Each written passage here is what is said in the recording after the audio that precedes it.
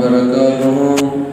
الحمد لله رب العالمين، والصلاة والسلام على خاتم النبيين وعلى آله الطيبين وأصحابه الطاهرين والمسلمين والمؤمنين كلهم أجمعين. أما بعد، قال تعالى: وقال الملك إني رأى سبع بقرات سمان قلوهن سبع عجاب إلى آخر الآية. صدق الله العلي العظيم. கணித்திற்குரித்தான அல்லாஹ்வின் நல்லடியார்களே, ஹதரத் யூசுப் அலைஹிஸ்ஸலாத்து வஸ்ஸலாம் அவர்களின் வரலாறை தொடர்ச்சியாக நாம் கேட்டுக்கொண்டு வந்து கொண்டிருக்கின்றோம். அவ்வடிப்படையில் நாம் இன்று பார்க்கக்கூடிய தொடர் ஹதரத் யூசுப் அலைஹிஸ்ஸலாத்து வஸ்ஸலாம் அவர்கள் சிறைவாசியாக, சிறையிலே தன்னுடைய நுபுவத்து பணியை எத்தி வைத்தவர்களாக, தன்னுடைய ஹிக்மத் என்னும் ஞானத்திலே புதிந்திருக்கும் கனவிற்கு விளக்கம் தரும் மிகப்பெரிய ஒரு பொக்கிஷத்தை சிறையிலே உள்ளவர்களுக்கு அல்லாஹ் தஆலாவினுடைய கிருபையால் ஹதரத் யூசுப் நபி அவர்கள் செய்து காட்டிக் கொண்டு வந்திருக்கிறார்கள். அவ்வடிப்படையிலே ஹதரத் யூசுப் அலைஹிஸ்ஸலாத்து வஸ்ஸலாம் தன்னுடைய சிறை வாழ்க்கையிலே இரண்டு மனிதருக்கு அழகான ஒரு விளக்கத்தை தந்தார். அவ்விளக்கம் அப்படியே நடந்தது. இது அரசரிடத்திலே சென்றது. அவர் யூசுப் இருக்கிறார் அல்லவா, அவர் கனவுக்கு விளக்கம் தருகிறார். அவர் சொல்லுகிற விளக்கம் அனைத்தும் அழகான முறையில் நடக்கின்றது, சத்தியமாக இருக்கின்றது. அவர் ஏதேனும் ஒன்று எத்தி வைக்கிறார், அது உண்மை என்று நாங்கள் அறிகின்றோம் என்பதாக பலர் அரசனிடத்திலே அனைவர்களும் பரப்பினார்கள். இப்படி பரப்பப்பட்டு ஒருமுறை ஹதரத் யூசுப் அலைஹிஸ்ஸலாத்து வஸ்ஸலாம் அலுவலர்களிடத்திலே அரசன் தயவு ஆகிறான். எப்படி? ஒருமுறை அரசன் கனவு காணுகிறான். நான் ஓதி காட்டிய வசனம்: வகாலல் மலஉ இன்னி ரஅ சபஅ பக்ராத்தின் சிமானின். அரசன் இருவித கனவு காணுகிறான். ஒரு கனவு, மாடு, கொழுத்த மாடு 7 கதிர்களை தின்னுகிறது.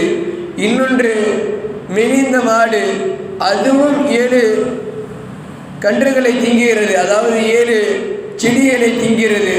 கோதுமை, நெல் போன்ற விசேஷங்களை அது தின்னுகிறது.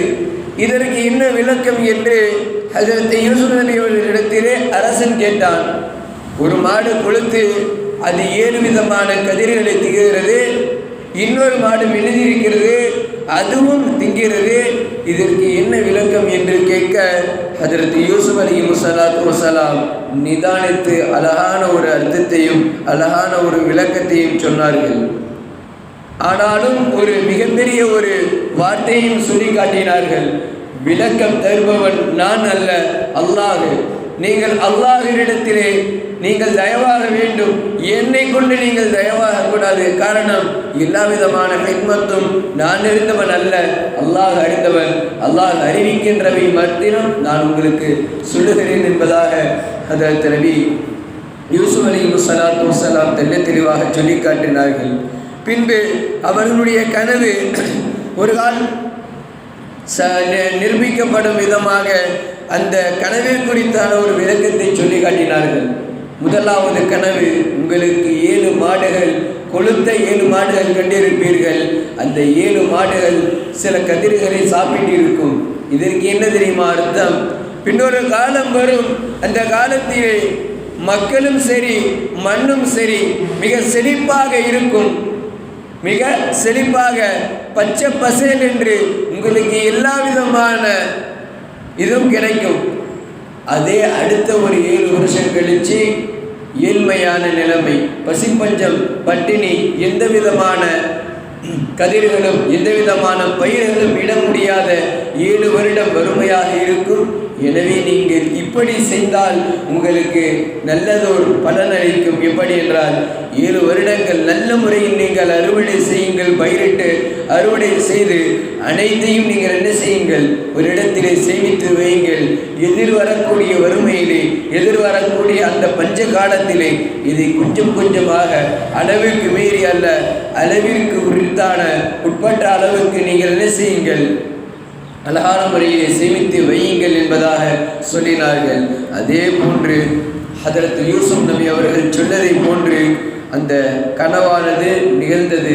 இது நிதர்சன உண்மையாக ஆனது. அரசன் மிக திகைச்சு போனான். பின்பு ஹதரத் யூசுப் நபி அவர்களை தன்னுடைய கோட்டைக்கு அரசனாக இளவரசனாக ஆக்குவதற்கு முன்பதாக ஒரு பதவி நிர்ணயம் செய்து கொடுத்தார்கள். என்னவென்று சொன்னால், உணவு பொருள் அதிகாரி என்ற ஒரு பட்டத்தை சூட்டி ஹதரத் யூசுப் நபி அவர்களை உணவிற்கு இன்னும் சுற்றுச்சூழலுடைய அதிகாரியாக ஹதரத் யூசுப் நபி அவர்களை நியமித்தார்கள். யூசுப் நபி அவர்கள் செய்த சாதனை எவ்வளவு பெரிய சாதனை தெரியுமா? பயிரிடுகிற எல்லா விவசாயியையும் ஒன்று கூட்டினார்கள். ஒன்று கூட்டி அவர்களிடத்தில் யோசனை சொன்னார்கள். இந்த செழிப்பான ஆண்டுகளிலே நீங்கள் இவ்வளவு பயிரிடுங்கள், நீங்கள் இவ்வளவு தண்ணீர் ஊற்றுங்கள், நீங்கள் இவ்வளவு பயிர்களை இட்டு அதை இவ்வளவு அறுவடை செய்யுங்கள் என்று அறுவடை செய்து மாளிகையிலே புதிதாக கட்டப்பட்ட ஒரு குகையிலே அனைத்து உணவுப் பொருட்களையும் அடைத்து வைத்தார்கள். பின்வருகிற அந்த ஒருமை காலத்திலே ஹதரத் யூசுப் நபி அவர்கள் அந்த கசானாவை திறந்தார்கள். அந்த பயிர் மற்றும் உணவு பொருள் இருக்கிற கசானாவை திறந்து தன்னுடைய குடும்பத்துக்கும் சரி எல்லோருக்கும் சரி, எகிப்து மிஸ்ர் போன்ற எல்லா சுற்றுச்சூழ மக்களும் வாங்குகிற ரேஷன் கடையாக ஹதரத் யூசுப் நபி அவர்களுடைய இயந்திரமாக அங்கு இருந்தது. சுற்றுச்சூழலில் இருக்கும் மக்கள் எல்லாம் ஹதரத் யூசுப் நபியை அடைந்து பொருட்களை வாங்கிவிட்டு செல்லுவார்கள். அப்பொழுது அரசன் அளவைக்கு அள்ளி கொடுத்தால் இது வறுமை காலம். எனவே ஹதரத் யூசுப் அலைஹிஸ்ஸலாத்து வஸ்ஸலாம் பங்கிட்டு அழகான முறையிலே குடும்பத்திற்கு இவ்வளவு என்று அழகான முறையிலே பங்கிட்டு கொடுத்தார்கள். அல்லாஹ் ஜல்ல ஷானஹு தஆலா ஹதரத் யூசுப் அலைஹிஸ்ஸலாத்து வஸ்ஸலாம் அவர்களை உணவு மட்டுமல்ல எல்லா விதமான விஷயத்திற்கும் அல்லாஹ் தஆலா ஹதரத் யூசுப் நபியை நியமித்தார். ஹதரத் யூசுப் நபி அவர்கள் தன்னுடைய பொறுப்பை மாத்திரம் செய்யவில்லை, மக்களுக்கும் சரி தனக்கும் சரி சுற்றுச்சூழல் அனைவர்களுக்கும் சரி எல்லா விதமான பணிகளையும் செய்தார்கள். அன்பானவர்களே, ஹதரத் யூசுப் நபி அவர்கள் இந்த சம்பவத்தின் மூலமாக இந்த பார்ட்டியினுடைய படிப்பினையாக நமக்கு என்ன கிடைக்கின்றது என்று சொன்னால், ஹதரத் யூசுப் அலைஹிஸ்ஸலாத்து வஸ்ஸலாம் ஒன்று தான் வைத்திருக்கின்ற ஹிக்மத் கனவிற்கு விளக்கம் தருதல், தன்னை கொண்டு தன்னுடைய பெருமை அடிக்கவில்லை, மாறாக இது அல்லாஹ் எனக்கு கொடுத்தான், எனவே நீங்கள் அல்லாஹ்வை அடையுங்கள் என்பதாக யூசுப் நபி அவர்கள் அல்லாஹ்வை செய்கினை செய்தார்கள். அதே போன்று நாமும் நம்மிடத்தில் எவ்வளவு சுத்தமுத்து இருந்தாலும், நாம் எவ்வளவுதான் செல்வங்கள் வைத்திருந்தாலும், ஒருவர் நம்மை அடைந்தால் நமக்கு நன்றி கூறினால் அவ்வாறு கூறக்கூடாது. அல்லாஹ் தான் எனக்கு தந்தான், எனவே அவனுக்கு நீங்கள் நன்றி செலுத்துங்கள் என்ற ஒரு மிகப்பெரிய ஒரு மனம் வர வேண்டும். இரண்டாவது, ஆட்சியாளராக எவர்களெல்லாம் இருக்கிறார்களோ, ரேஷன் கடைகளிலேயோ அல்லது உணவுப் பொருட்கள் விஷயத்திலே இவர்களெல்லாம் அதிகாரியாக அல்லது பொறுப்புதாரியாக இருக்கிறார்களோ அவர்களை எல்லாம் தெரிந்து கொள்ள வேண்டியது என்ன தெரியுமா? சில காலங்கள் வரும், சில காலங்கள் இருக்காது. சில காலங்கள் நல்ல முறையில் இருக்கும், வறுமையான முறையில் இருக்கும்.